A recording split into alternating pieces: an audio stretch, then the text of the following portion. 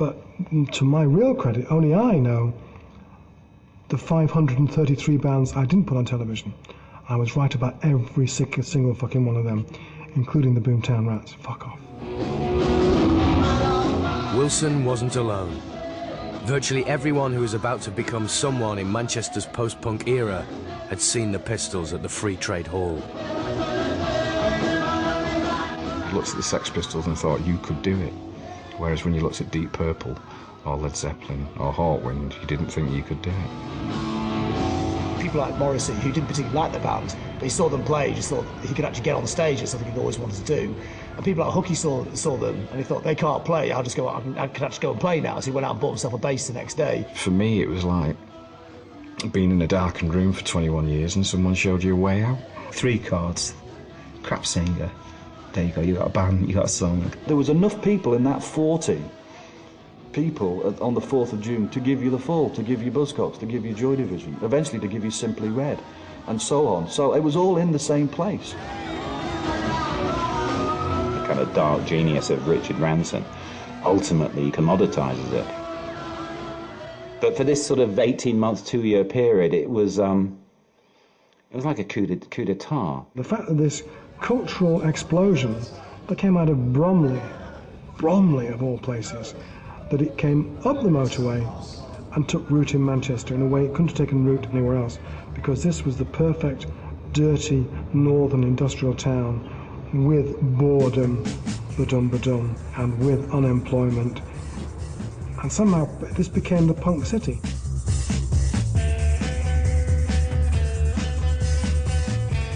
Inspired by the Pistols, Peter Hook and Bernard Sumner had learnt a few chords, poached singer-songwriter Ian Curtis, and hit the Manchester scene as Warsaw. It was very art school based. It was very middle class as well, and we were working class, and we felt excluded. We said, oh, the Manchester Mafia, the Manchester Music Mafia will not give us a gig, so we will sulk and stay in our rehearsal room and write songs, and we'll show you, you bastards.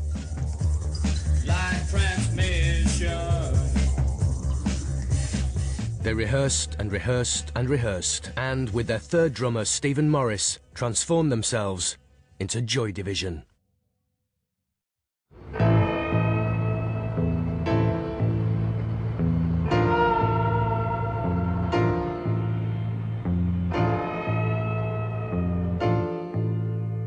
For the struggling Joy Division, there was something to rehearse for. 2 London-based independent record labels, Stiff and Chiswick, announced the Stiff Chiswick Challenge, a talent spotting contest to take place in Manchester. 17 bands performed on one night at a popular local club called Rafters. I just don't know what to do tonight. I did notice the DJ at Rafters didn't play requests. You'd go up to him and say, yeah, you got any Patti Smith mates? And he'd say, fuck off. That man was Rob Gretton. He wasn't going to be a DJ for much longer. Tony Wilson was also at Rafters that night. They both saw Joy Division for the first time. But only after a punch-up about the order of play, when Paul Morley's conceptual punk band The Negatives found itself in conflict with a determined Joy Division. They drew lots, and it was Joy Division's got the last time, something like 1:30 a.m. or something, you know. And they were panicking, and it's ludicrous. They were panicking. We're going on before you. No, you're going on one of those nights. They were so worried about going on last and they'd lose their chance. They tried to sort of get other bands to swap their slot with them, including the Negatives. It was the band's brooding Ian Curtis who finally lost control. He just saw them as getting in our way and freaked out, kicked the door off the hinges of their dressing room. It's quite extraordinary, and they threatened to kill me. Threatened to stab them or cut their heads off or something like that. In the end, they went on at about 1:30 a.m. and they were so extraordinary that night because they were so angry, they were so worked up. They were so fucking furious with the whole situation. No one loved them. They hadn't really got a manager. Everyone hated them. And that was the night, in a way, they started to become Joy Division. Every group I'd seen in that evening had been on stage because they wanted to be in rock and roll. They wanted to be in a band. They wanted to put records out. And this group were on stage because they had no fucking choice. It's if they're driven. They don't even want to be there. It's just we have to be here because this stuff wants to come out of us. They were ferocious, and previously we'd seen them, and Barney had his little spidery moustache, and Hooky had his little gay leather cap, and they were a little bit of oddballs, to be honest. And suddenly, Ian, the whole thing, and it clearly needed a kind of fury from within to make the final sense of what they were and who they were. And her eyes are searching all, she's lost control. And she's clinging to the nearest passerby, she's lost control. Away the secrets of the past and said I've lost control again. And over the voice that told her when and where to wine, she said I've lost control again. Ian used to drink Carlsberg Special, and what's more, warm Carlsberg Special.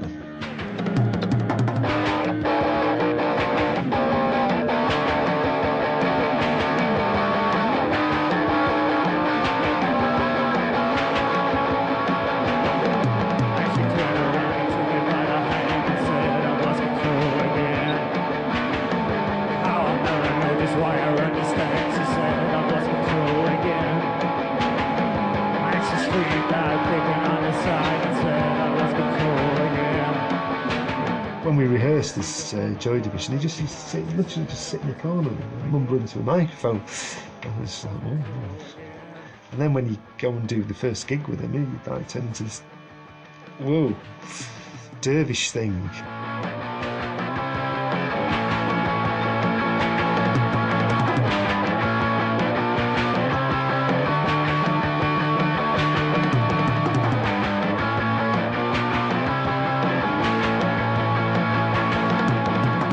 Did own drugs. A lot of people think he did because on some of the performances, TV performances, it looks like he's had some sort of drugs because of his eyes, but he wasn't on any drugs at all, and that was just him losing himself in the music.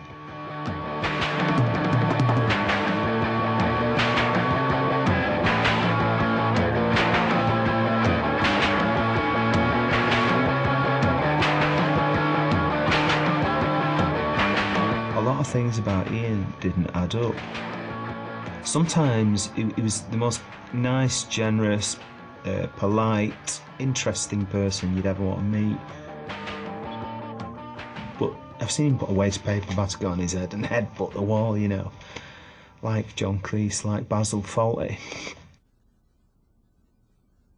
The next day, DJ Rob Gretton offered to manage the band.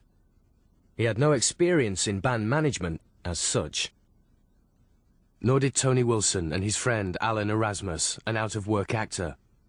But they too were now managing post-punk Manchester groups. Acts with arty ambitions and little interest in conventional record labels.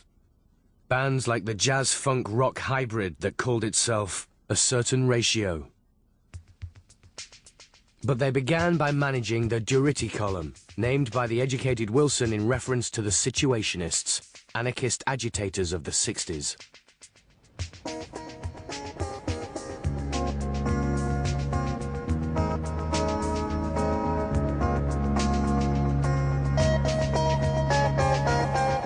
What Wilson and Erasmus needed was a place where their bands could play,